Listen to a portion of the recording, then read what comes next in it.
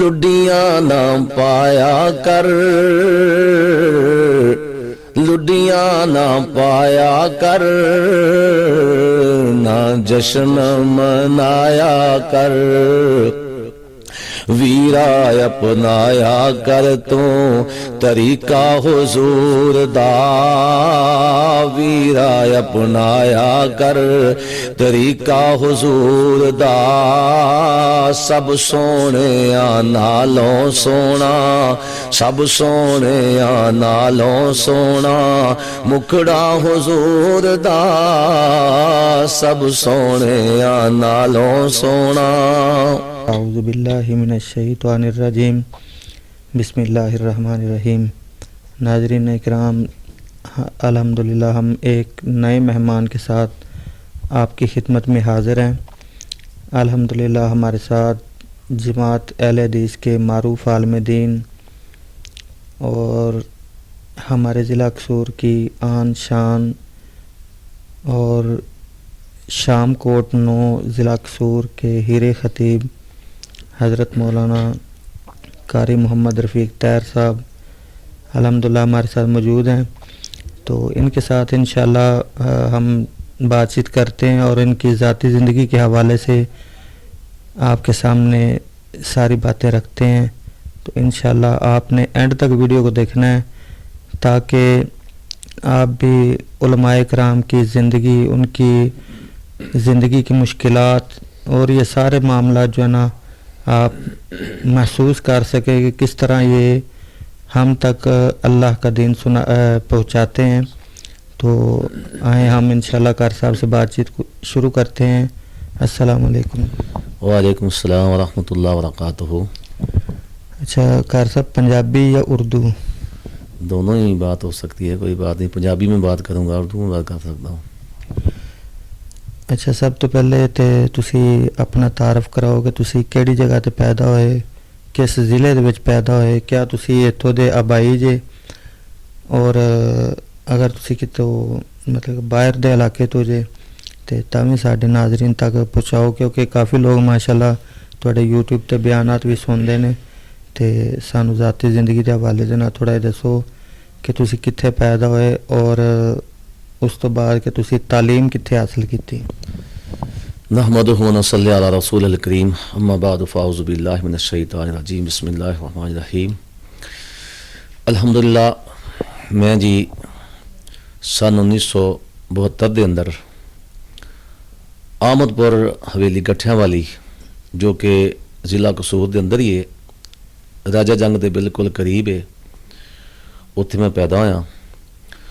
इब्तदाई तालीम अपनी करीबी मस्जिद के अंदर नाजा कुरान शुएब शाह साहब मेरे उस्ताद मुहतरम उन्होंने को पढ़िया। उस तो बाद राजा जंग के अंदर कारी सदीकुल हसन साहब रहमतुल्लाह अलैह उन्होंने मदरसा दारुल कुरान ज़िया सुन्ना के अंदर मैं शुरू स्टार्टिंग के अंदर हिफज करता रहा। उस तो बाद कुछ हिस्सा उन्होंने को कुरान पाक का हिफज किया। कुछ वजूहात की वजह तो फिर मैं लाहौर ग्रीन टाउन के नाल ही इलाका है कीर कलां जामिया मुहम्मदिया अहले हदीस के अंदर जाके फिर मैं कुरान पाक मुकम्मल हिफज किया। मेरे उस्ताद मुहतरम कारी मोहम्मद अब्दुल्ला साहब, कारी मोहम्मद फ़ारूक मनशावी साहब दो मेरे उस्ताद सन, उन्होंने को मैं हिफज मुकम्मल किया अल्हम्दुलिल्लाह। और उत्थे फिर हिफज की पार्टी करने तो बाद दोबारा फिर मैं जामिया सल्फिया के अंदर आके दाखला लिया। कुछ दिन जामिया सल्फिया के अंदर गुजारे, लेकिन कुछ माहौल तो महसूस किया मैं कि मैं कुलियतुद दारुल कुरान वल हदीस जनाह कलोनी गेट फैसलाबाद जरी यूनिवर्सिटी बिल्कुल करीब ही है, उत्थे जाके फिर मैं दाखिला लिया। अल्हम्दुलिल्लाह फिर मैं 7 साल तालीम जड़ी है बुखारी मुस्लिम तिरमिज़ी अबू दाऊद इब्न माजा नसाई जिन्नी सियासत दी किताबां ने अल्हम्दुलिल्लाह उत्थे पढ़ियां। जेड़े साडे उस्ताद मौलाना अब्दुल्ला साहब बुढ़ी मालवी रहमतुल्लाह अलैह और शेखुल हदीस जेड़े नायब सन साडे मौलाना सईद चनोटी साहब हाफिज़हुल्लाह ताला, मौलाना मोहम्मद सुलेमान साहब, मौलाना हूद साहब, मौलाना रमज़ान असी साहब, उन्हां कोल मैं इरशादुल्लाह कसरी साहब हाफिज़हुल्लाह ताला अन्हुम इन उस्तादा दे कोलों मैं अलहमदुलिल्लाह तलीम जड़ी दरस निज़ामी पढ़िया। उस तो बाद वफाकुल मदारस जामिया सलफिया दे अंदर कीता तकरीबन 1992 1992 ही मैं दरसे निज़ामी तो फारग होया। उस तो बाद फिर मैं दोबारा अपने आबाई इलाके के अंदर हवेली गठिया वाली के अंदर जो कि राजा जंग और रायवंड के बिल्कुल दरम्यान के अंदर है वापस आया। आके फिर मैं दीपालपुर काले के अंदर हिकमत के शोबे अंदर सैम शाह साहब उन्होंने कालेज के अंदर फिर मैं आके दोबारा हिकमत की तालीम हासिल की 4 साल का कोर्स किया। उस तो बाद अल्हम्दुलिल्लाह फिर मैं पहले भी खिताबत दा अल्लाह पाक ने मौका नसीब फैसलाबाद च दिता है। उत्थे काफ़ी देर तक माशाअल्लाह खिताबत की सिद्धूपुरे के अंदर और रजाबाद के अंदर गुलाम अहमदाबाद के अंदर मौलाना नसरुल्लाह अजीज़ साहब हाफिज़हुल्लाह ताला मेरे बहुत ही मुरब्बी और बहुत ही मुशफिक भाई ने उन्होंने कोल मैं फिर नाल पढ़ांदा भी सा और नाल पढ़ने वास्ते मौलाना अब्दुल्ला नसार साहब हाफिज़हुल्लाह ताला उन्होंने मेरा इंटरव्यू किया और मैनू उन्होंने पास किया। फिर मैं उत्थे उस इदारे च पढ़ान लग गया मरकज़ अहले हदीस के अंदर कुछ साल उत्थे पढ़ाया। उस तो बाद फिर काफ़ी उलमाए कराम ने मौलाना मंजूर साहब हाफिज़हुल्लाह ताला और जय्यद उलमाए कराम जड़े सन अपने उन्होंने नाल मुख्तलिफ मुकामात ते खिताबत का मौका मिलया। रात वाज़ नसीहत वास्ते जान दा अल्लाह ने मौका नसीब फरमाया। मौलाना सदीक मदनपुरी साहब हाफिज़हुल्लाह ताला मौलाना आबद सरदार आबद वो भी मदनपुर खतीब सन। इस काफ़ी उलमाए कराम दे नाल अल्लाह पाक ने सानू मौका नसीब फरमाया। तो उस तो बाद फिर मैं मेरी सन 1992 तो बाद तकरीबन 97 के अंदर मेरी शादी हुई।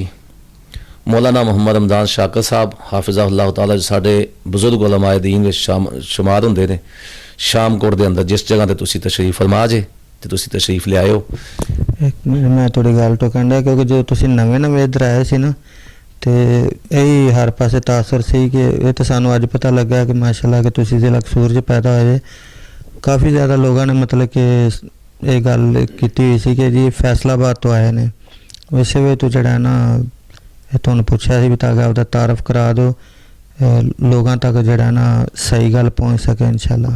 जी मैं फैसलाबाद अलहमदुलिल्लाह 8 साल गुजारे ने इस वास्ते लोगों को मालूम है कि शायद फैसलाबाद दे ने लेकिन मैं बेसिकल मेरी विलादत भी हवेली गठिया वाली दी है जो कि राजा जंग दे बिल्कुल करीब है और उत्थे ही मेरे वालिदैन और साडे मेरे भाई सारे तकरीबन सारी ज़मीन भी सब कुछ उत्थों दा ही है। जिस दिन मेरी शादी हुई है शादी तो बाद फिर कारी मोहम्मद अदरीस गफारी साहब रहमतुल्लाह अलैह तशरीफ लगाए मेरे कोल। उस दौरान दे अंदर ही जामिया रहमानिया के अंदर कारी मोहम्मद सादिक रहमानी साहब हाफिज़हुल्लाह ताला जो कि कारी साहब और मैं तकरीबन दोनों ने इब्तदाई जड़ी तालीम सी असी कारी सदीकुल हसन साहब को ही हासिल की हिफज कट्ठे करते रहे। कारी साहब साढ़े तो पहले पढ़ते सन उस तो बाद मैं यानी कि कुछ साड़ा फर्क सी कारी साहब नाल प्यार सी। कारी साहब ने मैनू जुमे वास्ते ले आंदा जामिया रहमानिया के अंदर कंगनपुर च मैं कुछ अरसा जुमा पढ़ाया। उस तो बाद फिर मैं वापस चला गया। फिर उस तो बाद अल्लाह रब्बुल इज़्ज़त ने यह निज़ाम सी कि मेरी जी शादी हो मौलाना मोहम्मद रमज़ान शाकिर साहब इन्हों के घर शादी हो गई। 1 2 3 साल गुजरन तो बाद कारी मोहम्मद अदरीस गफारी साहब रहमतुल्लाह अलैह मेरे को गया उत्थे पिंड मैनू कहन लगे जी मदरसा शमसुल हुदा दे अंदर सानू उस्ताद की जरूरत है लिहाजा तुसी आ जाओ। अच्छा ये ना गल थोड़ी टोक रहे हैं जेडे शमसुल हुदा मदरसा है ये पहले कार साहब के अंडर से हुंदा सी नहीं ये शेख हाजी खालिद साकी साहब सन ये उन्होंने अंडर सी लेकिन कारी साहब चूँकि उस वक्त माशाअल्लाह इस इलाके के बहुत ज़्यादा अच्छे खतीब भी सन लोगों का ताल्लक सी ते उन्हों का ताल्लक ज़्यादा कारी साहब नाल सी। उन्होंने अब्बा जी ने कहा मौलाना मोहम्मद रमज़ान शाकिर साहब नूं हाफिज़हुल्लाह ताला नूं इन्होंने कहा जी कारी साहब नूं कहो। फिर कारी साहब मेरे कोल पिंड गए कारी साहब मैनूं कहन लगे जी तुसीं इत्थे आ जाओ ते आके इदारा चलाओ। मैं इत्थे आ गया। इत्थे आके 2 साल मैनूं तकरीबन हो गया सानूं पढ़ांदे होया काफ़ी मुश्किलात का सामना करना पिया। लोगों का नज़रिया यह सी भी मदरसा बिल्कुल बंद सी इत्थे किसी किस्म का कोई पढ़ाई का तलीम बंद हो चुकी सी। लोगों ने मज्जां बनी हुई सन रूड़ियाँ लगियां हुई सन सेन च। फिर मैं आके निज़ाम नूं ठीक किया। उस तो बाद कारी साहब ने जोर पाया कि तुसीं मुस्तकिल इत्थे आ जाओ। मैं फिर सने समान जो कुछ ही सारा कुछ इत्थे मुश्किल आके रैश कर लई। ਤੋ ਅਲਹਮਦੁਲਿਲਾ ਉਸ ਤੋਂ ਬਾਅਦ ਫਿਰ ਮੈਂ ਮੁਸ਼ਕਿਲ ਜਿਹੜਾ ਜੁਮਾ ਨਾ ਸ਼ੁਰੂ ਲਾ ਕੇ ਜਾਮਿਆ ਮਸਜਿਦ ਉਸਮਾਨੀਆ ਅਲ ਹਦੀਸ ਬਾਬਾ ਜੀ ਸੂਬੇ ਖਾਂ ਜੋ ਕਿ ਵਿਚਾਰੇ ਕਾਫੀ ਦੇਰ ਤੋਂ ਫੌਤ ਹੋ ਚੁੱਕੇ ਨੇ, ਬਹੁਤ ਅੱਛੇ ਆਦਮੀ ਸਨ, ਉਹਨਾਂ ਨੇ ਮਸਜਿਦ ਜਿਹੜੀ ਨਾ ਸ਼ੁਰੂ ਕੀਤੀ ਤੇ ਮੈਂ ਜੁਮਾ ਉੱਥੇ ਜਾ ਕੇ ਸ਼ੁਰੂ ਕਰ ਲਿਆ। 26 ਸਾਲ ਦਾ ਅਰਸਾ ਹੋ ਗਿਆ ਕਿ ਮੈਂ ਉਸ ਮਸਜਿਦ ਦੇ ਅੰਦਰ ਹੀ ਖਤੀਬ ਹਾਂ। ਤਕਰੀਬਨ ਅੱਜ ਤੋਂ 1.5 ਮਾਹ ਪਹਿਲੇ, ਮੈਂ ਉਸ ਤੋਂ ਪਹਿਲੇ ਕਈ ਦਫਾ ਉਹਨਾਂ ਨੂੰ ਕਿਹਾ ਕਿ ਮੈਂ ਆਪਣਾ ਇਦਾਰਾ ਬਣਾ ਲਿਆ, ਮੈਂ ਜਾਮਿਆ ਮਸਜਿਦ ਅਲ ਹੁਸੈਨ ਅਹਿਲ ਹਦੀਸ ਦੇ ਨਾਂ ਤੇ ਹਾਈ ਸਕੂਲ ਦੇ ਬਿਲਕੁਲ ਸਾਹਮਣੇ ਆਪਣਾ ਜ਼ਾਤੀ ਮਰਕਜ਼ ਬਣਾਇਆ, ਮਰਕਜ਼ ਅਲ ਹੁਸੈਨ। ਮੈਂ ਉਹਨਾਂ ਕੋਲ ਇਜਾਜ਼ਤ ਮੰਗਦਾ ਲੇਕਿਨ ਉਹਨਾਂ ਮੈਨੂੰ ਇਜਾਜ਼ਤ ਨਹੀਂ ਦਿੱਤੀ। ਆਖਰਕਾਰ 1.5 ਮਾਹ ਪਹਿਲੇ ਮੈਂ ਫਿਰ ਉਹਨਾਂ ਕੋਲ ਜ਼ਬਰਦਸਤੀ ਜਵਾਬ ਦੇ ਕੇ ਤੇ ਹੁਣ ਮੁਸਤਕਿਲ ਖਿਤਾਬਤ ਜਿਹੜੀ ਉਹ ਆਪਣੇ ਜਾਮਿਆ ਮਰਕਜ਼ ਅਲ ਹੁਸੈਨ ਅਹਿਲ ਹਦੀਸ ਦੇ ਅੰਦਰ ਹੀ ਖਿਤਾਬਤ ਕਰ ਰਿਹਾ। तो तकरीबन आज 7वां जुमा सुबह पढ़ाना मैं अपने मरकज़ के अंदर अल्हम्दुलिल्लाह जी। अच्छा, दीन की तरफ तुसी किस तरह है, मतलब कि कोई खानदान दे विच कोई वड्डा भाई या कोई रिश्तेदार आलम दीन सी या कि हुंदा कि किसी नूं देख के तुसी इस पासे आए? साडा बेसिकल जड़ा खानदान है बरेलवी सी। असी ललियानी मेरे नानके ने दादके भी उत्थों दे सन, ਉਹ ਸਾਰੇ लोग जने ना बरेलवी लोग जेन दे सन। साडे खानदान च कोई आलम नहीं, लेकिन मेरे वाला साहब ने हिंदुस्तान जिस वाले ने साडा पिछे पिंड सी वाह के जिला फिरोजपुर है। मेरे वाला साहब जिस वक्त उत्थों इंडिया चो इधर आए ना 7 साल की उम्र सी उन्हां दी। वाला साहब इत्थे आए, वाला साहब नूं लखवी खानदान नाल बहुत ज़्यादा लगाव सी। लखवी खानदान दे नाल ही ताल्लुक रखण दी वजह तो मेरे वाला साहब एक वक्त दे वली सन, बहुत ही नेक सीरत आदमी सन। मेरे वाला साहब मैं 7वीं क्लास च पढ़दा सा, वाला साहब फरमान लगे काफ़ी बीमार होगा तो मैनू कहने लगे बेटा असी 9 भाई अलहमदुलिल्लाह, 2 मशीरा ने 9 भाई हाँ, साढ़े जो कोई भी दीन वाले पासे नहीं सी। वाला साहब ने मैनू पसंद किया, कहने लगे बेटा स्कूल छोड़ के ना तो तुसी जड़ा ना ये दीन पढ़ो। अच्छा, बजुर्ग जेड़े सन अपने तुहाडे वालिद मोहतरम रहमतुल्लाह अलैह वो शुरू तो अहले हदीस सन या फिर जो इधर आए ने उस तो बाद अहले हदीस होए? जिस वक्त इंडिया तो वापस आए ना उदों बिल्कुल बच्चे सन, 7 साल की उम्र सी, लेकिन इत्थे आंदे ही लखवी खानदान नाल राबता ताल्लुक होया तो शुरू तो ही अहले हदीस रेन सन। लेकिन जिहड़ी मेरी वालदा सी वो सुन्नी मजहब नाल ताल्लुक रखदे सन। मेरी वालदा ने जिस वक्त अब्बा जी दे यानी निकाह विच आईयां, फिर जिस तरह अब्बा जी ने कहना सी उस ही होना सी। फिर वो भी अल्हम्दुलिल्लाह तौहीद परस्त ते मुवाहिद, और मेरी वालदा ने काफ़ी किताबां और काफ़ी जिहड़े ना बच्चियां नूं कुरान पाक तलीम अपने घर च दित्ती। मेरी वालदा एक बहुत नेक सीरत औरत सी जिन्हां ने घर विच माहौल बहुत ज़्यादा मजहबी रखिया। काफ़ी बच्चियां ने कुरान पाक मेरी वालदा कोलों पढ़िया ते वालिद साहब ने फिर ये ज़हन बनाया कि मेरा कोई ना कोई बच्चा जड़ा ना कुरान दा हाफिज़ ते आलम बने।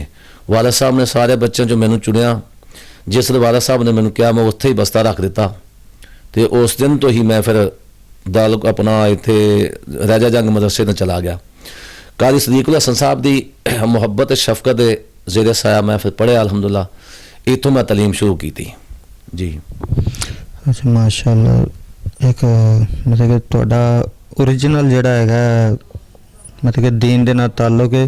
अजकल तुहानूं पता है कि जिन्हों कोई 4 लफ्ज़ आ जाने या 2-4 तकरीरां रट लेंदे ने, उलमाए कराम तो माजरत है। सिर्फ ये उन्होंने लोगों के बारे है कि जो लोग सिर्फ तकरीरां रट के ते अगे आ जाते हैं, फिर वो मसलक की बदनामी का बायस पाते। लेकिन अलहमदुलिल्लाह तुसी एक मुकम्मल आलम दीन जे और अल्लाह ने तुहाडे कोल दीन का काम बहुत ज़्यादा लिया, क्योंकि अलहमदुलिल्लाह असीं वेख्या। सानूं ये दसो कि जो शुहदा अहले हदीस शहीद होए ने, तुहाडी कितनी उम्र सी और क्या तुसी उन्हां दीयां ज़ियारतां कीतियां ने बुजुर्गां दीयां? जी अल्हम्दुलिल्लाह, अल्लामा इहसान ज़हीर रहमतुल्लाह अलैह, हबीबुर रहमान यज़ानी रहमतुल्लाह अलैह, मैं यज़ानी साहब नाल तकरीबन 4 तो 5 दफ़ा गले ला के मिलिया। और अलामा साहब नाल राजा जंग आए सन उदों भी गले ला के मिले, साडा उन्हां सिर चुमिया। असी अपने पिंड अलामा साहब नूं यज़ानी साहब नूं रहमतुल्लाह अलैह हवा दोनों नूं बुलाया तो उत्थे भी उन्होंने मिले। बच्चे सन लेकिन इन्ने बच्चे नहीं सन, समझ काफ़ी सी। फिर जिस वक्त अलामा इहसान ज़हीर रहमतुल्लाह अलैह और जितने अपने शुहदा अल हदीस हबीबुल रहमान यज़ानी साहब रहमतुल्लाह अलैह और अब्दुल खालिक कुदूसी साहब, मौलाना नजीबुल्लाह साहब, ये जिन्ने उलमाए कराम सन, जिस वक्त किला लक्ष्मण सिंह धमाका आया उस वक्त मैं उस जलसे च मौजूद सा। असी उम्र दे छोटे सा, लेकिन मैं उस वक्त अलहमदुलिल्लाह उत्थे मौजूद सा जिस वे धमाका होया। ਅਸੀਂ ਇਹ ਸਾਰਾ ਮੰਜ਼ਰ ਆਪਣੀਆਂ ਅੱਖਾਂ ਨਾਲ ਵੇਖਿਆ ਹੈ। ਤੇ ਅਲਾਮਾ ਸਾਹਿਬ ਨਾਲ ਸਾਡੀ ਅਕੀਦਤ ਸ਼ੁਰੂ ਤੋਂ ਲੱਗ ਗਈ ਸੀ। ਸਾਨੂੰ ਜਜ਼ਬਾ ਦਿਲਾਉਣ ਵਾਲੇ ਔਰ ਤਾਲੀਮ ਇਸ ਮਾਮਲੇ 'ਚ ਹਾਸਲ ਕਰਾਉਣ ਵਾਲੇ ਔਰ ਸਹੀ ਸਾਨੂੰ ਦੀਨ ਪਾਸੇ ਲਿਆਉਣ ਵਾਲੇ ਅਲਾਮਾ ਹਬੀਬੁਰ ਰਹਿਮਾਨ ਯਜ਼ਦਾਨੀ ਸਾਹਿਬ ਔਰ ਅਲਾਮਾ ihsan ज़ाहिर रहमतुल्लाह अलैह सन। ਔਰ ਮੈਂ ਕਾਫੀ ਜੁਮੇ ਜਾ ਕੇ ਕਾਮੋਂ ਕੀ ਪੜ੍ਹਦਾ ਹੁੰਦਾ ਸਾਂ ਯਜ਼ਦਾਨੀ ਸਾਹਿਬ ਮਗਰ। ਮੇਰਾ ਉਹਨਾਂ ਨਾਲ ਪਿਆਰ ਔਰ ਲਗਾਓ ਇੰਨਾ ਸੀ। ਅੱਛਾ, 23 ਮਾਰਚ ਵਾਲਾ ਜਿਹੜਾ ਵਾਕਿਆ ਕੁਛ ਸਾਨੂੰ ਦੱਸੋ ਨਾ ਕਿ ਇਹ ਕਿਸ ਤਰ੍ਹਾਂ ਹੋਇਆ ਔਰ ਕੀ ਮਾਮਲਾ। ਜ਼ਾਹਰੀ ਗੱਲ ਹੈ ਕੁਛ ਲੋਕ ਨੇ ਜਿਨ੍ਹਾਂ ਦੇਖਿਆ ਨਹੀਂ ਲੇਕਿਨ ਵੱਡਿਆਂ ਕੋਲੋਂ ਸੁਣ ਕੇ ਗੱਲਾਂ ਦੱਸੀਆਂ ਸਾਨੂੰ, ਲੇਕਿਨ ਅਲਹਮਦੁਲਿਲਾ ਤੁਸੀਂ ਤਾਂ ਉੱਥੇ ਮੌਜੂਦ ਸੀ ਤੇ ਸਾਨੂੰ ਕੋਈ ਤਾਂ ਦੱਸੋ ਕਿ ਉਹ ਮੰਜ਼ਰ ਕੀ ਸੀ ਔਰ ਫਿਰ ਜਲਸੇ ਨੂੰ ਜਦੋਂ ਸਮਝ ਲਓ ਕਿਆਮਤ ਦਾ ਮੰਜ਼ਰ ਬਣਿਆ, ਉਹ ਸਾਨੂੰ ਥੋੜ੍ਹੀ ਜ਼ਰਾ ਹਿਸਟਰੀ ਦੱਸਿਆ ਜਜ਼ਾਕੱਲਾ। ਕਿਉਂਕਿ ਅਸੀਂ ਅਜੇ ਇੰਨੇ ਜ਼ਿਆਦਾ ਯਾਨੀ ਕਿ ਮਚੋਰ ਨਹੀਂ ਸਾਂ, ਬੱਚੇ ਸਾਂ, ਲੇਕਿਨ ਅਸੀਂ ਜਿਹੜਾ ਆਪਣੇ ਅੱਖਾਂ ਨਾਲ ਮੰਜ਼ਰ ਵੇਖਿਆ ਨਾ ਉਸ ਵਕਤ ਜਿਸ ਵੇਲੇ ਅਲਾਮਾ ਸਾਹਿਬ ਸਟੇਜ 'ਤੇ ਤਸ਼ਰੀਫ ਲਿਆਏ ਨੇ, ਦੁਨੀਆ ਇਸ ਕਦਰ ਸੀ ਕਿ ਦੁਨੀਆ ਨੂੰ ਸੰਭਾਲਣਾ, ਦੁਨੀਆ ਨੂੰ ਯਾਨੀ ਕਿ ਬਿਠਾਉਣਾ ਬਹੁਤ ਹੀ ਮੁਸ਼ਕਲ ਸੀ। ਇੰਨੇ ਜਜ਼ਬਾਤ ਸਨ। ਇੱਕ ਹੀ ਨਾਰਾ ਸੀ ਅਲਾਮਾ ਸਾਹਿਬ ਕਦਮ बढ़ाओ हम तुम्हारे साथ हैं। ਉਸ ਵਕਤ ਅਹਿਲੇ ਹਦੀਸ ਯੂਥ ਫੋਰਸ ਅਲਾਮਾ ਸਾਹਿਬ ਨੇ ਬਣਾਈ ਸੀ। ਤੋ ਜਿਸ ਵਕਤ ਇਹ ਹਾਦਸਾ ਪੇਸ਼ ਆਇਆ ਹੈ ਉਦੋਂ ਇੰਜ ਮਹਿਸੂਸ ਹੋਇਆ ਕਿ ਜਿਵੇਂ ਕੋਈ ਗੁਲਦਸਤਾ ਆਇਆ ਹੈ ਸਟੇਜ ਦੇ ਉੱਤੇ। ਉਸ ਤੋਂ ਬਾਅਦ ਜੋ ਕੁਝ ਹੋਇਆ ਫਿਰ ਧਮਾਕਾ ਹੋਇਆ ਇਸ ਕਿਸਮ ਦਾ ਕਿ ਕਿਸੇ ਨੂੰ ਕੋਈ ਸਮਝ ਨਹੀਂ ਲੱਗੀ ਵੀ ਕੀ ਕੁਝ ਬਣਿਆ ਤੇ ਕੀ ਹੋਇਆ, ਕਿਉਂਕਿ ਉੱਤੇ ਤਾਰਾਂ ਸਨ ਬਿਜਲੀ ਵਾਲੀਆਂ, ਦੋ ਸਾਈਡਾਂ ਟਰਾਂਸਫਾਰਮਰ ਲੱਗੇ ਹੋਏ ਸਨ। ਜਿਹੜੀਆਂ ਤਾਰਾਂ ਸਨ ਉਹ ਤਾਰਾਂ ਉੱਤੋਂ ਉੱਡ ਗਈਆਂ। ਇੰਨਾ ਜ਼ਬਰਦਸਤ ਧਮਾਕਾ ਸੀ ਵੀ ਦੂਰ ਤੱਕ ਜਿਹੜਾ ਲੋਕਾਂ ਦੇ ਮਕਾਨ ਜਿਹੜੇ ਨੇ ਉਹ ਗਿਰ ਗਿਆ ਤੇ ਬਹੁਤ ਬੁਰਾ ਹਾਲ ਆਇਆ। ਕਿਸੇ ਨੂੰ ਕੋਈ ਸਮਝ ਨਹੀਂ ਆਈ ਕੀ ਬਣ ਗਿਆ। ਜਿਵੇਂ ਜਿਵੇਂ ਕਿਸੇ ਨੂੰ ਜਗ੍ਹਾ ਲੱਭੀ ਲੋਕ ਭੱਜ ਗਏ ਤੇ ਲੋਕ ਆਪਣੇ ਆਪ ਨੂੰ ਬਚਾਉਣ ਵਾਸਤੇ, ਕਿਉਂਕਿ ਜਿਹੜਾ ਇਹੋ ਜਿਹਾ ਹਾਦਸਾ ਪੇਸ਼ ਆਉਂਦਾ ਉਹਦੇ 'ਚੋਂ ਅਕਸਰ ਬੇਸਦੇ ਹੁੰਦਾ ਫਿਰ ਕੋਈ ਬੰਦਾ ਨਹੀਂ ਖਲੋਂਦਾ, ਹਰ ਬੰਦਾ ਕੋਸ਼ਿਸ਼ ਕਰਦਾ ਕਿ ਮੈਂ ਨਸਾਂ। ਲੇਕਿਨ ਕਾਫੀ ਹੱਦ ਤੱਕ ਜੋ ਦੁਨੀਆ ਅਲਾਮਾ ਸਾਹਿਬ ਦੇ ਉੱਤੇ ਅਲਾਮਾ ਸਾਹਿਬ ਨੂੰ ਉਠਾਉਣ ਵਾਲੇ ਭੱਜਣ ਵਾਲੇ ਸਨ, ਲੇਕਿਨ ਐਸੇ ਮਾਮਲਾ ਦੇ ਵਿੱਚ ਸਮਝ ਨਹੀਂ ਆ ਰਹੀ ਸੀ ਵੀ ਕੀ ਹੋ ਗਿਆ, ਕਿਉਂਕਿ ਹਰ ਸ਼ੈ ਤੇ ਖਤਮ ਹੋ ਗਈ, ਨਾ ਕੋਈ ਲਾਈਟ ਰਹਿ ਗਈ ਨਾ ਕੋਈ ਚੀਜ਼। ਧਮਾਕਾ ਸੀ, ਧਮਾਕੇ ਨੇ ਕੀ ਛੱਡਣਾ ਸੀ ਫਿਰ ਜੀ। ਅੱਛਾ, ਕੋਈ ਜ਼ਿੰਦਗੀ 'ਚ ਐਸਾ ਮੌਕਾ ਕਿ ਜਿਹਦੇ ਵਿੱਚ ਤੁਸੀਂ ਬਹੁਤ ਜ਼ਿਆਦਾ ਪਰੇਸ਼ਾਨ ਹੋਏ ਹੋ, ਕੋਈ ਐਸਾ ਵਕਤ ਕਿ ਜਿਹਦੇ ਵਿੱਚ ਤੁਸੀਂ ਇੰਤਹਾਈ ਪਰੇਸ਼ਾਨ ਹੋਏ ਹੋ, ਜਾਂ ਕੋਈ ਮਾਮਲਾ ਤੇ ਇਸ ਤਰ੍ਹਾਂ ਦੇ ਹੋ ਜਾਂਦੇ ਨੇ ਕਿ ਕੋਈ ਚੀਜ਼ ਦੇਖ ਕੇ ਪਰੇਸ਼ਾਨ ਹੋ ਜਾਂਦਾ, ਕੁਛ ਇਸ ਤਰ੍ਹਾਂ ਦੇ ਵਾਕਿਆਤ ਹੋ ਜਾਂਦੇ ਨੇ ਕਿ ਜਿਹਨੂੰ ਦੇਖ ਕੇ ਇਨਸਾਨ ਪਰੇਸ਼ਾਨ ਹੋ ਜਾਂਦਾ। ਕੋਈ ਇਸ ਤਰ੍ਹਾਂ ਦਾ ਜ਼ਿੰਦਗੀ ਦਾ ਕੋਈ ਸਾਨੂੰ ਦੱਸੋ ਵਾਕਿਆ ਕਿ ਤੁਸੀਂ ਜਦੋਂ ਬਹੁਤ ਜ਼ਿਆਦਾ ਪਰੇਸ਼ਾਨ ਹੋਏ ਹੋ। ਜੋ ਆਦਮੀ ਕੁਰਾਨ ਪਾਕ ਤੇ ਯਕੀਨ ਰੱਖਦਾ ਹੈ, ਅੱਲਾਹ ਤੇ ਯਕੀਨ ਰੱਖਦਾ, ਉਹਨੂੰ ਪਰੇਸ਼ਾਨੀ ਤਾਂ ਆਉਂਦੀ ਹੈ, ਲੇਕਿਨ ਉਹ ਪਰੇਸ਼ਾਨੀ ਸਮੇਟਣ ਵਾਸਤੇ ਅੱਲਾਹ ਪਾਕ ਦੇ ਕੁਰਾਨ ਨਾਲ ਰਜੂ ਕਰਦਾ ਹੈ। ਜ਼ਿੰਦਗੀ ਦੇ ਅੰਦਰ ਜ਼ਾਤੀ ਮਾਮਲਾਤ ਦੇ ਅੰਦਰ ਤੇ ਕਾਫੀ ਦੁਸ਼ਵਾਰੀਆਂ ਪੇਸ਼ ਆਈਆਂ। ਜਿਸ ਵਕਤ ਮੈਂ ਪੜ੍ਹਦਾ ਸਾਂ ਸਾਡੇ ਹਾਲਾਤ ਬਹੁਤ ਜ਼ਿਆਦਾ ਟੈਟ ਸਨ ਕਿ ਸਾਨੂੰ ਘਰੋਂ ਖਰਚਾ ਵੀ ਉਹਨਾਂ ਕੋਲ ਮਿਲਣਾ, ਲੇਕਿਨ ਅਲਹਮਦੁਲਿਲਾ ਸਾਰਾ ਸਾਹਮਣਾ ਕਰਕੇ ਅੱਲਾਹ ਪਾਕ ਨੇ ਸਾਨੂੰ ਇਹ ਤਾਲੀਮ ਹਾਸਲ ਕਰਨ ਦਾ ਮੌਕਾ ਨਸੀਬ ਫਰਮਾਇਆ। ਜ਼ਾਤੀ ਮਾਮਲਾਤ ਦੇ ਅੰਦਰ ਲੜਾਈਆਂ ਝਗੜਾ 'ਚ ਇਨਸਾਨ ਹੁੰਦਾ, ਲੇਕਿਨ ਮਸਲਕ ਦੇ ਅੰਦਰ ਆ ਕੇ ਜਦੋਂ ਵੀ ਕੋਈ ਪਰੇਸ਼ਾਨੀ ਬਣੀ ਅਸੀਂ ਉਹਦਾ ਸਾਹਮਣਾ ਕੀਤਾ ਹੈ। ਫੈਸਲਾਬਾਦ ਦੇ ਅੰਦਰ ਕਾਰੀ ਅਬਦੁੱਲਾ ਹਫੀਜ਼ ਸਾਹਿਬ ਰਹਿਮਤੁल्लाह अलैह ਨਾਲ ਕਾਫੀ ਵਕਤ ਗੁਜ਼ਾਰਿਆ। ਉਸ ਵਕਤ ਸਈਦ ਅਸਦ ਸੀ ਅਹਿਲੇ ਸੁन्नत ਵਾਲ ਜਮਾਤ ਦੇ ਬਹੁਤ ਬੜੇ ਅਲਾਮਾ ਸਨ। ਉਹਨਾਂ ਨੇ ਚੈਲੰਜ ਕੀਤਾ ਤੇ ਉਹਨਾਂ ਨੇ ਅਹਿਲੇ ਦੀ ਸਨਅਤ ਥਾਂ ਥਾਂ ਤੇ ਮਨਾਜ਼ਰ ਸ਼ੁਰੂ ਕੀਤੇ। ਅਸੀਂ ਉਹਨਾਂ ਦਾ ਵੀ ਮੁਕਾਬਲਾ ਕੀਤਾ। ਅਲਹਮਦੁਲਿਲਾ ਸਟੇਜ ਤੇ ਚਲੇ ਗਏ ਰਜ਼ਾਬਾਦ ਦੇ ਅੰਦਰ। ਮੇਰੇ ਨਾਲ ਮੌਲਾਨਾ ਮੁਹੰਮਦ ਅਸ਼ਰਫ ਸਾਹਿਬ ਸ਼ੇਖੂਪੁਰੀ ਸਾਹਿਬ ਅਸੀਂ ਇਕੱਠੇ ਪੜ੍ਹਦੇ ਸਾਂ। ਬਹੁਤ ਜ਼ਿਆਦਾ ਅਸਲ ਮਨਾਜ਼ਰ ਆਦਮੀ ਨੇ। ਅਸੀਂ ਇਕੱਠੇ ਗਏ ਸਟੇਜ ਤੇ, ਅਸੀਂ ਉਹਨਾਂ ਦਾ ਮੁਕਾਬਲਾ ਕੀਤਾ। ਯਾਨੀ ਕਿ ਮਸਲਕ ਦੇ ਮਾਮਲੇ 'ਚ ਅਸੀਂ ਪਰੇਸ਼ਾਨ ਨਹੀਂ ਹੋਏ, ਨਾ ਅਸੀਂ ਕੁਰਾਨ ਹਦੀਸ ਨਾਮ ਦੇ ਮਾਮਲੇ 'ਚ ਕਿਤੇ ਵੀ ਪਰੇਸ਼ਾਨ ਹੋਏ ਹਾਂ, ਨਾ ਹੀ ਅੱਲਾਹ ਨੇ ਸਾਨੂੰ ਪਰੇਸ਼ਾਨੀ ਐਸੀ ਲਿਆਂਦੀ ਹੈ, ਕਿਉਂਕਿ ਅੱਲਾਹ ਨੇ ਹਿੰਮਤ ਨਸੀਬ ਫਰਮਾਈ। ਬਾਕੀ ਜ਼ਾਤੀ ਤੋਂ ਮਾਮਲਾਤ ਹਰ ਇੱਕ ਇਨਸਾਨ ਦੇ ਹੁੰਦੇ ਨੇ, ਉਹ ਵੀ ਕੋਈ ਐਸਾ ਜ਼ਿੰਦਗੀ ਦਾ ਐਸਾ ਮਸਲਾ ਨਹੀਂ ਜਿਹਦੇ ਵਾਸਤੇ ਸਾਨੂੰ ਕੋਈ ਜ਼ਿਆਦਾ ਦੁਸ਼ਵਾਰੀ ਹੋਈ ਹੋਵੇ। ਅੱਲਾਹ ਪਾਕ ਨੇ ਸਾਨੂੰ ਹਰ ਮਾਮਲੇ 'ਚ ਸਾਡੀ ਹਿਫਾਜ਼ਤ ਫਰਮਾਈ। ਜ਼ਿੰਦਗੀ ਦੇ ਵਿੱਚ ਤੁਹਾਨੂੰ ਯਾਦ ਹੈ ਕਿ ਤੁਸੀਂ ਸਭ ਤੋਂ ਪਹਿਲਾ ਜੁਮਾ ਕਿਹੜੀ ਜਗ੍ਹਾ 'ਤੇ ਪੜ੍ਹਾਇਆ? ਸਭ ਤੋਂ ਪਹਿਲਾਂ ਜੀ ਸਭ ਤੋਂ ਪਹਿਲਾ ਜੁਮਾ ਮੈਂ ਆਪਣੇ ਆਬਾਈ ਗਾਉਂ 'ਚ ਪੜ੍ਹਾਇਆ ਸੀ। ਸਾਡੇ ਜਿਸ ਵਕਤ ਨਾਲ ਸਾਥੀ ਹੋਰ ਵੀ ਪੜ੍ਹਦੇ ਸਨ, ਉਸ ਵਕਤ ਮੌਲਾਨਾ ਹਮਦਾਨੀ ਸਾਹਿਬ ਸਨ ਲਾਹੌਰ ਵਾਲੇ। ਉਹ ਆਏ ਸਨ ਤੇ ਉਹਨਾਂ ਨੇ ਕਿਹਾ ਸੀ ਕਿ ਇਹਨਾਂ ਨੂੰ ਨਾ ਜੁਮੇ ਰੱਖੋ ਇਹਨਾਂ ਦੇ।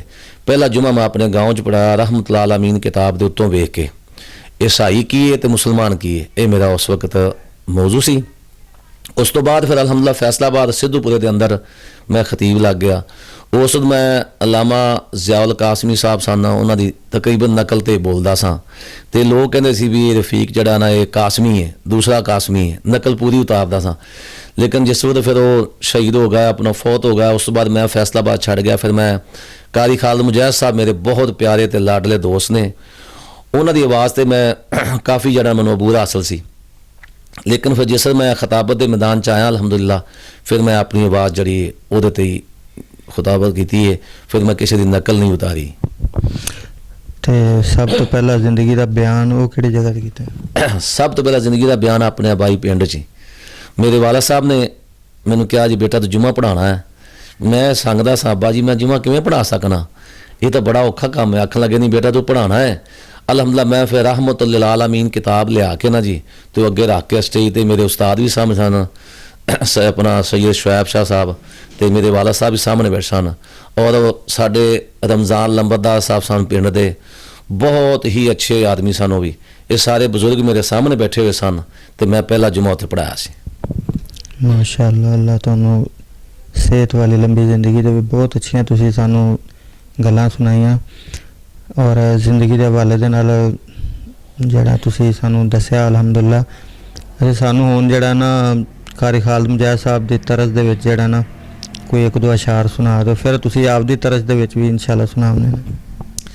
ਕਾਰੀ ਸਾਹਿਬ ਅਕਸਰ ਜਿਹੜੇ ਨਾ ਜੀ ਉਹ ਤੁਹਾਡਾ ਵੀ ਵਕਤ ਥੋੜਾ ਹੈ, ਇੰਨਾ ਕੋ ਪੜ੍ਹਦੇ ਹੁੰਦੇ ਸਨ ਜਿਵੇਂ ਲੁੱਡੀਆਂ ਨਾ ਪਾਇਆ ਕਰ,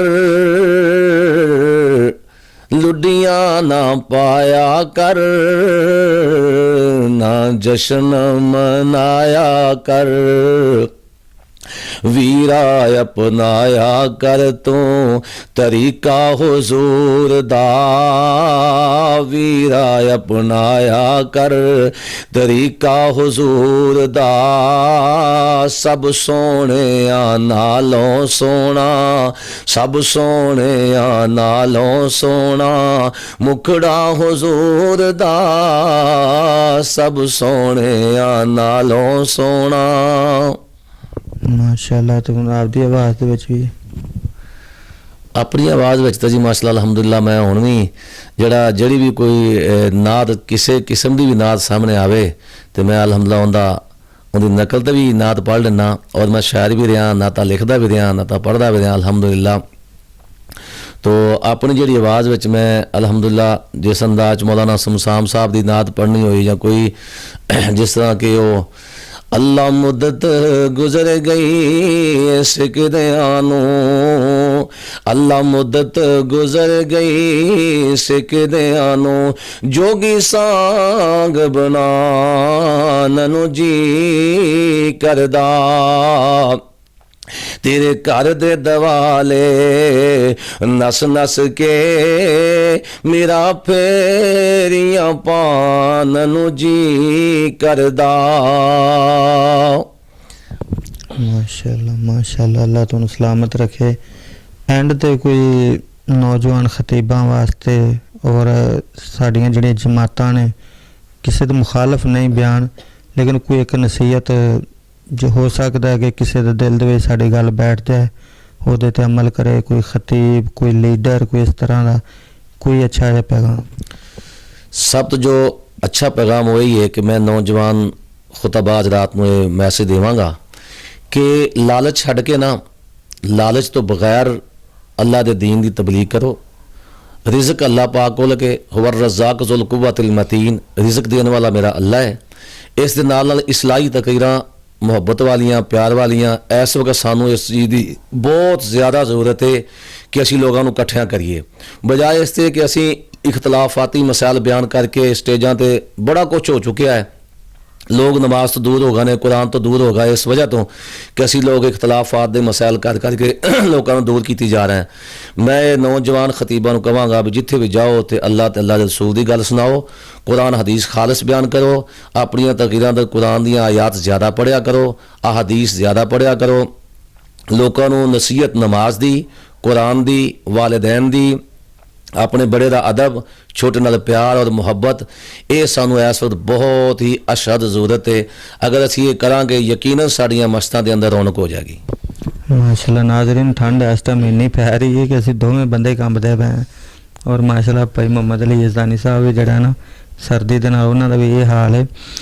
ਬਾਕੀ ਜਿਹੜੇ ਖਤੀਬ ਨੇ, ਇਮਾਮ ਨੇ, ਉਹਨਾਂ ਨੂੰ ਮਤਲਬ ਕਿ ਖੁਦ ਮੁਖਤਾਰ ਹੋਣਾ ਚਾਹੀਦਾ ਕਿ ਨਹੀਂ, ਔਰ ਖੁਦਦਾਰ ਹੋਣਾ ਚਾਹੀਦਾ ਕਿ ਨਹੀਂ, ਉਹਨਾਂ ਨੂੰ ਆਪਦਾ ਕਾਰੋਬਾਰ ਕਰਨਾ ਚਾਹੀਦਾ ਹੈ ਕਿ ਨਹੀਂ ਕਰਨਾ ਚਾਹੀਦਾ, ਮਾਸ਼ਾਅੱਲਾ ਤੁਸੀਂ ਹਕਮਤ ਦੇ ਹਵਾਲੇ ਦੇ ਨਾਲ ਵੀ ਸਾਨੂੰ ਦੱਸੋ, ਔਰ ਨਾਜ਼ਰੀਨ ਨੂੰ ਵੀ ਤੁਸੀਂ ਕਾਹਦਾ ਇਲਾਜ ਕਰ ਲੈਂਦੇ ਜੇ, ਕਿਉਂਕਿ ਇਹ ਸਵਾਲ ਵਿੱਚ ਰਹਿ ਚੱਲਿਆ ਸੀ। ਤੇ ਕਿਆ ਉਲਮਾ ਨੂੰ ਵੀ ਆਪਦਾ ਕੋਈ ਕਾਰੋਬਾਰ ਸੈੱਟ ਕਰਨਾ ਚਾਹੀਦਾ ਜਾਂ ਸਿਰਫ ਮਸਜਿਦਾਂ ਦੀ ਇੰਤਜ਼ਾਮੀਆਂ ਨੂੰ ਵੇਖਣਾ ਪੈਦਾ, ਮਤਲਬ ਖਤੀਬ ਜਿਹੜਾ ਉਹ ਸਾਰੀ ਜ਼ਿੰਦਗੀ ਉਹਨਾਂ ਨੂੰ ਵੇਖਦਾ ਰਹਿੰਦਾ ਜਾਂ ਆਪਦਾ ਵੀ ਉਹਨਾਂ ਕੋਲ ਸੈੱਟ ਹੋਣਾ ਚਾਹੀਦਾ? ਮੇਰੇ ਵਾਲਦ ਸਾਹਿਬ ਨੇ ਮੈਨੂੰ ਨਸੀਹਤ ਇਹ ਫਰਮਾਈ ਸੀ, ਜਿਸ ਨੂੰ ਪੜ੍ਹ ਕੇ ਫਾਰਗ ਹੋਇਆ ਕਹਿਣ ਲੱਗੇ ਬੇਟਾ ਹੁਣ ਪੜ੍ਹਾਉਣਾ ਨਹੀਂ, ਪਹਿਲੇ ਹਕਮਤ ਪੜ੍ਹਨੀ। ਮੇਰੇ ਵਾਲਦ ਸਾਹਿਬ ਵੀ ਹਕੀਮ ਸਨ ਔਰ ਮੇਰੇ ਦੇ ਤਾਇਆ ਜਾਨ ਜਸਨ ਉਹ ਵੀ ਹਕੀਮ ਸਨ। ਮੈਂ ਫਿਰ ਉਸ ਵਕਤ ਤਿਬੀਆ ਕਾਲਜ ਦਾਖਲਾ ਲਿਆ, ਅਲਹਮਦੁਲਿਲਾ 4 ਸਾਲ ਦਾ ਕੋਰਸ ਕੀਤਾ ਹੈ। ਹਰ ਇੱਕ ਖਤੀਬ ਨੂੰ ਮੈਂ ਮਸ਼ਵਰਾ ਦੇਵਾਂਗਾ, ਕੋਈ ਨਾ ਕੋਈ ਫਨ ਸਿੱਖੋ, ਲੋਕਾਂ ਦੇ ਹੱਥਾਂ ਪਾਸੇ ਨਾ ਵੇਖੋ ਕਿ ਜੀ ਇਹ ਤੁਹਾਨੂੰ ਪੈਸੇ ਦੇਵੇਗਾ ਤਾਂ ਸਾਡਾ ਗੁਜ਼ਾਰਾ ਚੱਲੇਗਾ। ਰੱਬ ਤੇ ਤਵੱਕਲ ਕਰਨ ਦੇ ਨਾਲ ਨਾਲ ਕੋਈ ਨਾ ਕੋਈ ਜ਼ਾਤੀ ਤੌਰ ਤੇ ਹਕਮਤ ਜਾਂ ਕੋਈ ਫਨ, ਕੰਪਿਊਟਰ ਹੈ ਅੱਜ ਕੱਲ੍ਹ ਕੋਈ ਨਾ ਕੋਈ ਐਸਾ ਮਸਲਾ ਹੈ ਉਹ ਉਹਨਾਂ ਨੂੰ ਅਪਣਾਉਣਾ ਚਾਹੀਦਾ, ਤਾਂ ਕਿ ਜਿਹੜੀ ਆਪਣੀ ਕਫਾਲਤ ਨਾ ਇਹ ਖਤੀਬ ਖੁਦ ਕਰ ਸਕੇ, ਕਿਸੇ ਦਾ ਮੁਹਤਾਜ ਨਾ ਹੋਵੇ। ਜਿਹੜਾ ਖਤੀਬ ਕਿਸੇ ਪਾਸੇ ਰਹਿੰਦਾ ਨਾ, ਯਕੀਨ ਉਹਨੂੰ ਹੱਕ ਨਹੀਂ ਬਿਆਨ ਕਰ ਸਕਦਾ ਕਿ ਉਹਨੂੰ ਇਹ ਕੁਛ ਨਾ ਕੁਛ ਸ਼ੱਕ ਛੱਡਣੀ ਪਏਗੀ, ਅਗਰ ਮੈਂ ਆਹ ਗੱਲ ਕੀਤੀ ਮੈਨੂੰ ਮਸਜਿਦ ਚੋਂ ਕੱਢ ਦੇਣਗੇ, ਆਹ ਗੱਲ ਕੀਤੀ ਤੇ ਸ਼ਾਇਦ ਮੇਰਾ ਕੋਈ ਨਮਾਜ਼ੀ ਨਾਰਾਜ਼ ਹੋ ਜਾਏਗਾ ਜਾਂ ਆਹ ਕੁਛ ਹੋ ਜਾਏਗਾ। ਹੱਕ ਬਿਆਨ ਕਰੇ ਔਰ ਆਪਣਾ ਜ਼ਾਤੀ ਉਹਨੂੰ ਕੋਈ ਨਾ ਕੋਈ ਜਿਹੜਾ ਕਾਰੋਬਾਰ ਕਰਨਾ ਚਾਹੀਦਾ ਹੈ। ਅੱਛਾ ਮਾਸ਼ਾਅੱਲਾ, ਤੁਸੀਂ ਕਾਹਦਾ ਇਲਾਜ ਕਰਦੇ ਜੋ ਖੁਦ? ਅਲਹਮਦੁਲਿਲਾ ਮੇਰੇ ਕੋਲ ਹਰ ਕਿਸਮ ਦਾ ਇਲਾਜ ਹੈ, ਜੋ ਮੈਂ ਗਿਣ ਕੇ ਦੱਸਾਂ ਤੇ ਸ਼ਾਇਦ ਯਾਨੀ ਕਿ ਜੋ ਹਕਮਤ ਦੇ ਅੰਦਰ ਆਸਾਬੀ ਤਹਰੀਕਾਂ, ਆਸਾਬੀ ਪੱਠੇ ਕਮਜ਼ੋਰ ਹੋਣ ਉਹਦੇ ਵਾਸਤੇ, ਇਰਕੁ ਨਿਸਾ ਹੈ ਉਹਦੇ ਵਾਸਤੇ, ਔਰ ਕੁਵਤ ਬਾਹ ਹੈ, ਕੁਵਤ ਇਨਸਾਨੀ ਜਿੰਨੀਆਂ ਵੀ ਮਰੀਜ਼ਾਂ ਨੇ, ਅਠਰਾ ਹੈ, ਲਕੋਰੀ ਹੈ, ਜਰਿਆਨ ਹੈ, ਇਹਤਰਾਮ ਹੈ, ਹਰ ਕਿਸਮ ਦਾ ਇਲਾਜ ਅਲਹਮਦੁਲਿਲਾ ਮੈਂ ਇੰਪੋਰਟਡ ਕਰਨਾ ਬਿਹਤਰੀਨ ਅੰਦਾਜ਼ ਨਾਲ ਕਰੀਦਾ ਹੈ। ਔਰ ਇਸ ਦੇ ਨਾਲ ਨਾਲ ਅੱਲਾਹ ਪਾਕ ਜੋ ਕੁਰਾਨ ਦੀ ਤਾਲੀਮ ਦਿੱਤੀ ਹੈ, ਕਿਸੇ ਨੂੰ ਕੋਈ ਰੂਹਾਨੀ ਜਿਸਮਾਨੀ ਕੋਈ ਤਕਲੀਫ ਹੋਵੇ ਤੇ ਦਵਾਈ ਦੇ ਨਾਲ ਲਿਕੁੱਲੇ ਦਾਇਨ ਦਵਾਇਨ ਗਵਿੰਦ ਕਰੀਮ ਵਾਈਜ਼ਾ ਮਰੀਜ਼ ਤੋਹਫਾ ਹੋਵਾ ਯਸ਼ਫੀਨ, ਨਾਲ ਅੱਲਾਹ ਪਾਕ ਦਾ ਕੁਰਾਨ ਪੜ੍ਹ ਕੇ ਦਮ ਵੀ ਕਰ ਛੱਡੀਦਾ ਹੈ ਔਰ ਨਾਲ ਦਵਾਈ ਦੇਈ ਦੀ ਮੇਰਾ ਅੱਲਾਹ ਸ਼ਫਾਵਾਂ ਅਤਾ ਫਰਮਾ ਦਿੰਦਾ ਹੈ। ਮਾਸ਼ਾਅੱਲਾ, ਤੁਸੀਂ ਕੋਈ ਉਮਰਾ ਕੀਤਾ ਜ਼ਿੰਦਗੀ ਦੇ ਵਿੱਚ?